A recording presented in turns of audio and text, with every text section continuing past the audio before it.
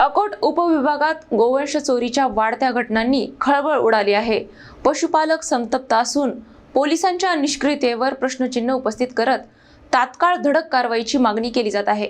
अकोला जिल्ह्यातील अकोट उपविभागात गोवंश चोरीच्या घटनांमध्ये अचानक वाढ झाल्याने ग्रामीण भागात भीती आणि संतापाचे वातावरण निर्माण झाले आहे। विशेषतः दहीहंडा पोलीस स्टेशन हद्दीत गेल्या आठवड्याभरात अनेक ठिकाणी पशुपालकांच्या घराबाहेरून गोवंश चोरीला गेल्याच्या घटना समोर आल्या आहेत। या प्रकारामुळे पशुपालक हतबल झाले असून आम्ही गोवंश पालन करणे सोडून द्यायचे का, असा संतप्त सवाल प्रशासनाला विचारला जात आहे। रात्रीच्या वेळी जनावरे चोरीला जाण्याच्या भीतीमुळे शेतकरी आणि पशुपालकांची झोप उडाली आहे। स्थानिक नागरिकांच्या मते या भागात अवैध कत्तलखाने सुरू असून त्यावर ठोस कारवाई होत नसल्यामुळेच चोरीच्या घटनांना खतपाणी मिळत आहे।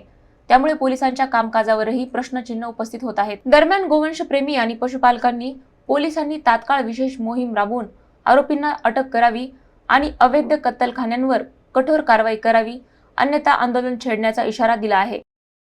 14/3/2026 रोजी माझी गाय रात्री पहाटे फुट्यावरून सोडून नेली। आता गोवंश पालकांनी काय काळजी घ्यावी हे पोलिसांनी आम्हाला सांगावे। याच्यावर आळा घालावा त्यांनी। माझी गेली, आता माझी ताजी जनलेली गाय होती, 2 महिने झाले तर तिला। आता तिचं लहान बाळ घरी आहे, त्यांना आम्ही आटा करून पाजतो।